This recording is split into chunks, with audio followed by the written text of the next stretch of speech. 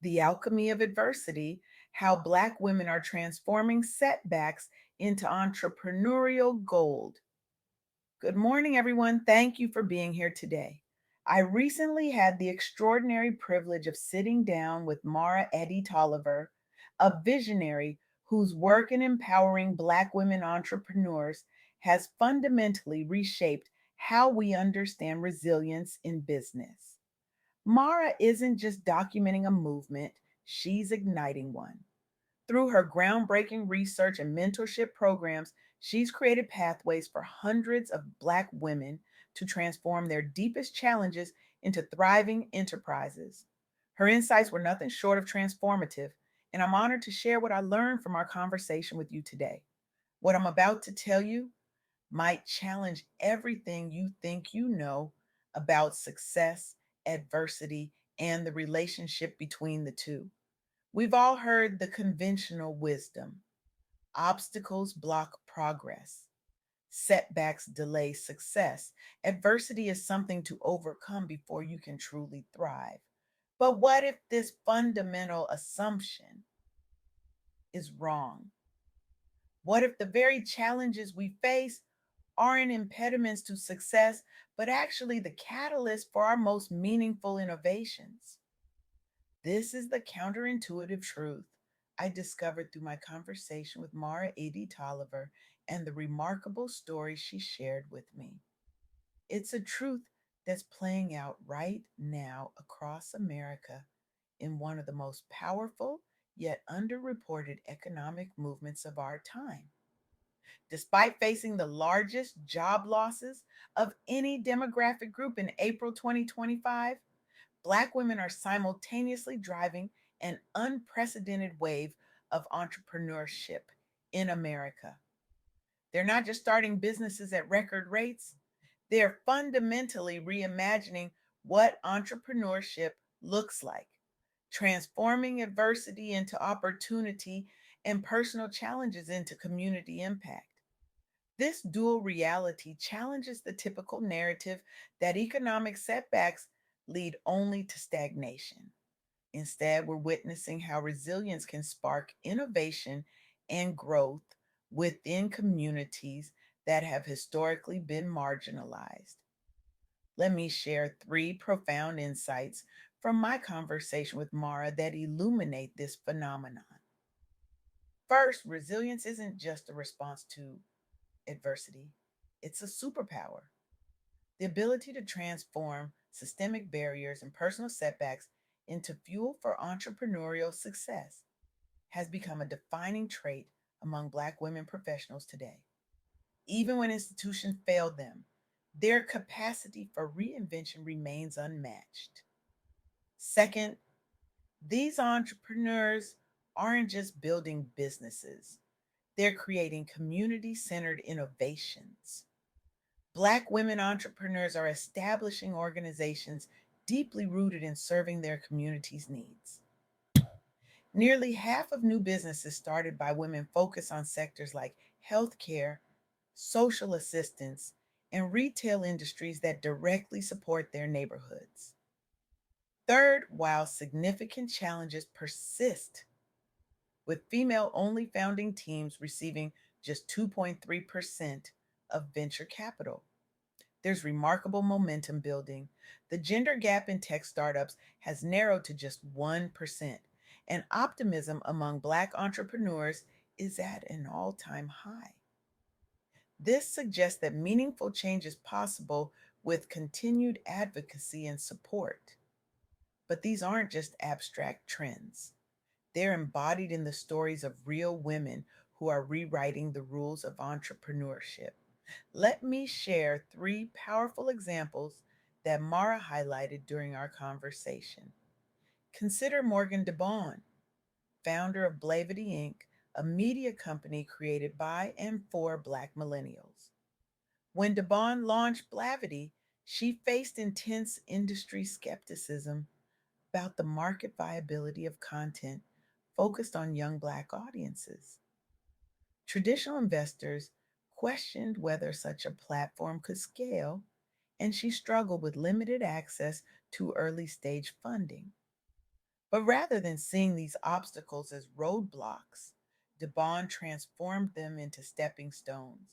She leveraged digital platforms to build community engagement, pursued strategic partnerships, and bootstrapped initial operations before securing outside investment.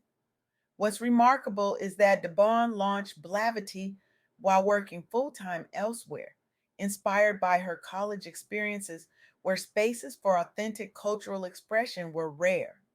Today, Blavity has grown into one of the leading voices amplifying diverse perspectives online. The company has successfully raised millions in venture capital after proving market demand and has expanded its portfolio to include Afro Tech, a major conference, Shadow and Act, a film and TV vertical, and numerous successful brand collaborations. Devon didn't succeed despite the challenges she faced. She succeeded because of how those challenges shaped her approach to building a media company that truly understood its audience. Or consider Denise Woodard, founder of Partake Foods. Woodard's entrepreneurial journey began with a deeply personal challenge. Her daughter was diagnosed with severe food allergies, and Woodard couldn't find suitable, tasty snacks for her.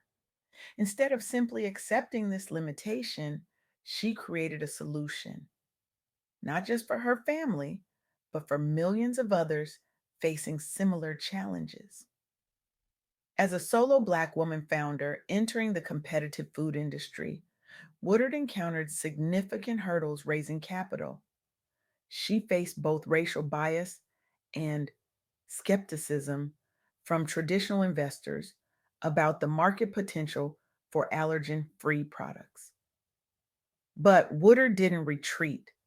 She tapped into networks supporting underrepresented founders, used grassroots marketing strategies targeting allergy aware families online, and built credibility through direct consumer feedback loops.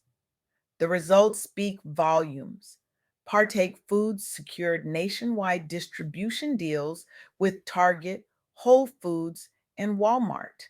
The company closed multi-million dollar funding rounds led by Jay-Z's Marcy Venture Partners, among others.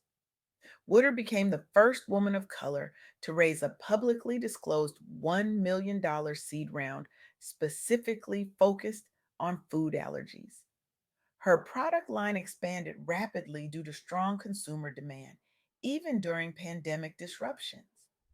Most importantly, Partake Foods broadened representation within the health conscious snack food sector while opening doors for other minority owned consumer packaged goods brands. Again, the challenge of finding suitable food for her daughter wasn't separate from Woodard's success. It was the essential catalyst. And then there's Melissa Butler, founder of the Lip Bar. Butler's story is particularly striking because her moment of greatest public rejection became the fuel for her most significant success. Butler founded the Lip Bar after being frustrated with beauty standards that excluded people who looked like her. She started making vegan lipsticks at home before pitching them on Shark Tank, where she was rejected on national television. The investors didn't just pass on her business, they publicly doubted its mainstream appeal, with one saying bluntly, "You don't have anything proprietary." Many entrepreneurs would have been crushed by such a public dismissal, but Butler turned this viral rejection into marketing fuel, rallying customers who felt similarly overlooked by big beauty brands. She prioritized direct to consumer e commerce sales while building relationships with influential supporters online. The result? The Lip Bar became one of the fastest growing indie makeup brands owned by a woman of color, with products now stocked at Target stores nationwide alongside legacy competitors. Butler secured shelf space at over 500 Target locations across America within 5 years of her Shark Tank appearance. a huge milestone given historic underrepresentation in retail beauty aisles. Butler leveraged every no, not as proof she didn't belong, but as evidence there was room for something different if she persisted long enough.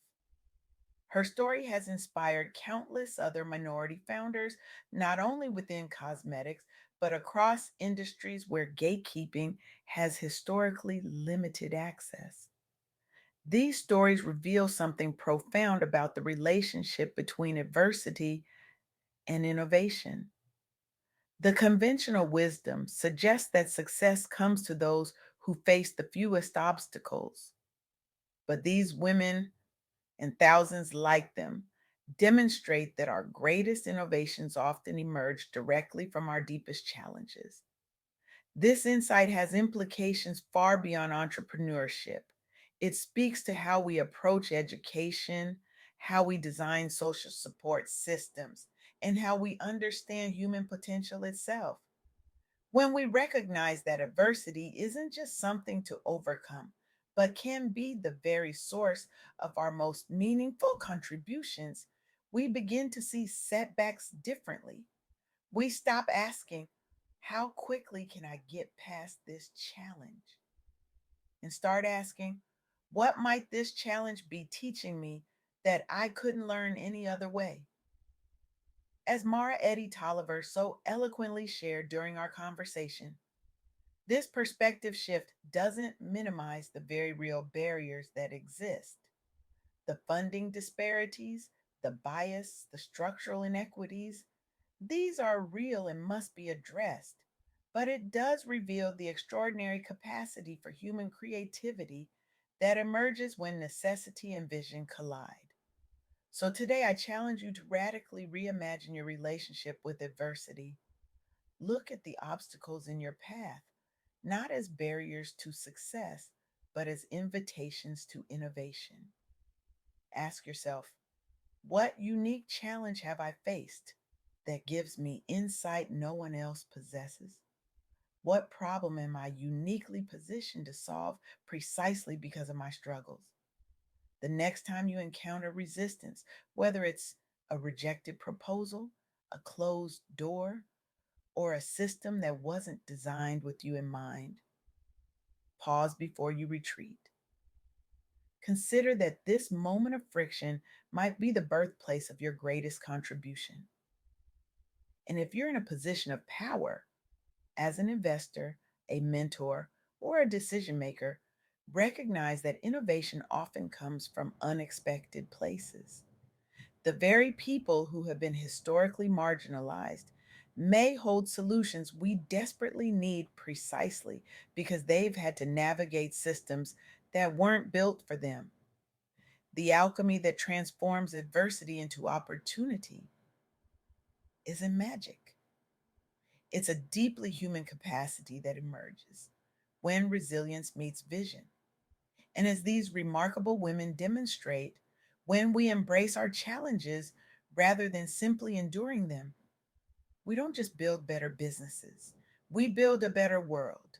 Our challenges aren't just obstacles to overcome, they're invitations to innovation that only we can answer. And that realization isn't just liberating for individuals, it's transformative for society. Thank you.